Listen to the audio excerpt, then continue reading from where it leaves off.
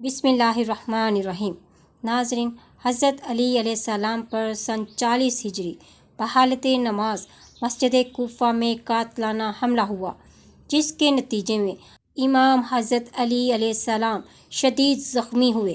عبد الرحمن بن ملجم مرادی خوارج ان 3 آدمیوں میں سے ایک تھا جنہوں نے مکہ معظمہ میں قسم کھا کر عہد کیا تھا کہ 3 بڑی شخصیتوں یعنی امام علی ابن ابی طالب علیہ السلام، معاویہ بن ابی سفیان اور عمرو عاص کو قتل کر ڈالیں گے۔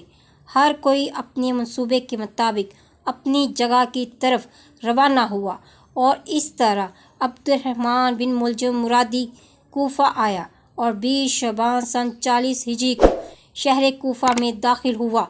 شبیب بن بجرہ اشجعی، جو کہ اس کے ہم فکروں میں سے تھا، اور دونوں کو کتام بنت علقمہ نے اکسایا اور للچایا تھا، اور اس طرح 19ویں رمضان سن 40 ہجری کو سحر کو کوفہ کی جامع مسجد کے صحن میں بیٹھ کر امیر المومنین حضرت علی علیہ السلام کے آنے کا انتظار کر رہا تھا۔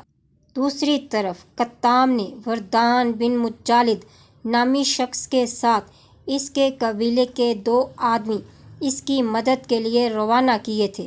اشعث بن قیس کندی، جو کہ اپنے زمانے کا زبردست چاپلوس اور منافق آدمی تھا، اس نے امام علی علیہ السلام کو قتل کرنے کی سازش میں ان کی رہنمائی کی اور ان کا حوصلہ بڑھاتا رہا۔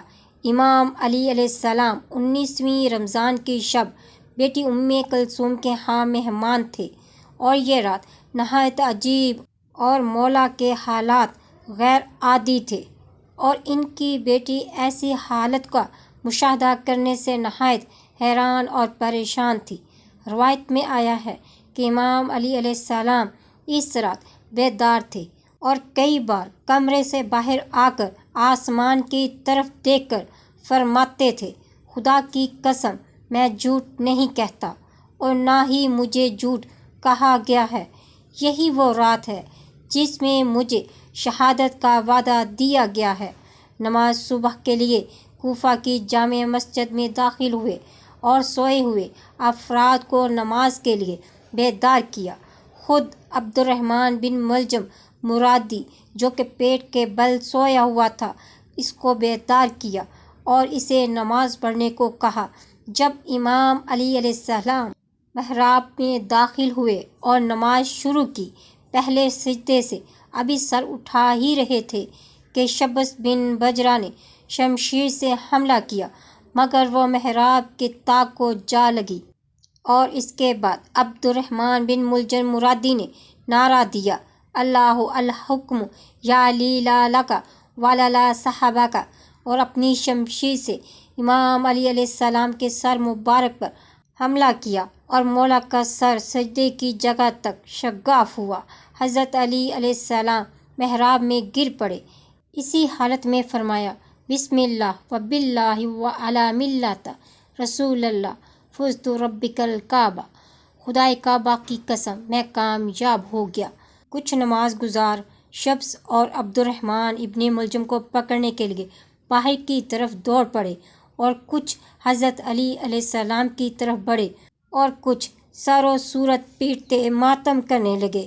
امام علی علیہ السلام کے، جن کے سر مبارک سے خون جاری تھا، فرمایا، ھذا وعدنا اللہ و رسولہ، یہ وہی وعدہ ہے جو خدا اور اس کے رسول نے میرے ساتھ کیا تھا۔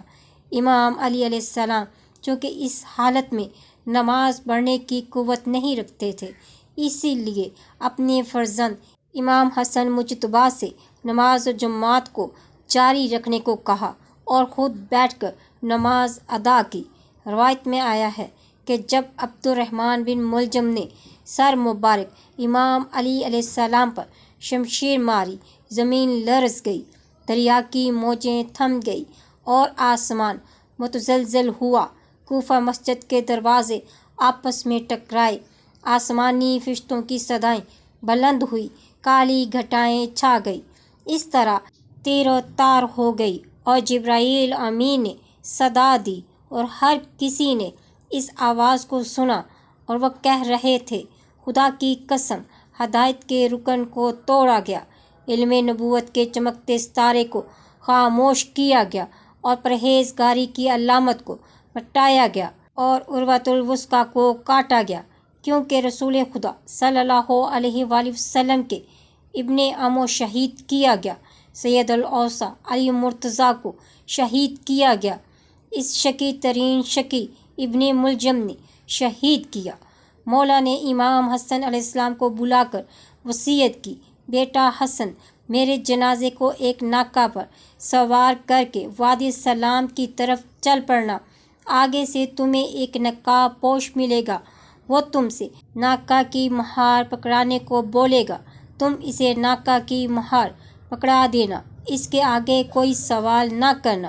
مولا حسن نے ایسے ہی کیا، بابا کا جنازہ ناکہ پر سوار کر کے وادی سلام کی طرف چل پڑے، آگے سے نقاب پوش آتا نظر آیا، قریب آ کے نقاب پوش نے کہا، یہ مہار مجھے پکڑا دو۔ مولا حسن نے مہار اس نقاب پوش کو پکڑاتے ہی فرمایا، من انتا، کون ہے تو؟ نقاب پوش نے کہا، تمہارے بابا نے کیا فرمایا تھا، مجھ سے کوئی سوال نہیں کرنا۔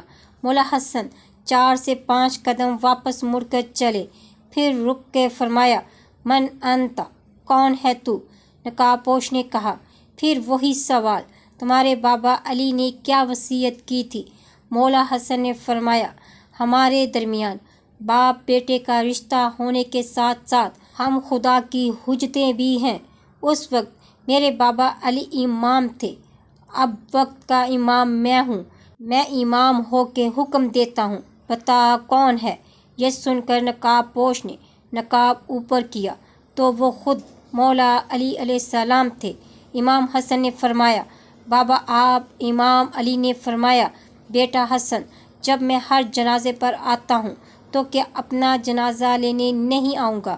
ایک قبر ملی تیار شدہ، جو حضرت نوح نے طوفان آنے سے بڑا عرصہ پہلے کھودی تھی۔ ناظرین، اگر آپ کی میری ویڈیو اچھی لگی تو لائک اور شیئر ضرور کریں۔ ملتے ہیں نیکسٹ ویڈیو میں، فی امان اللہ۔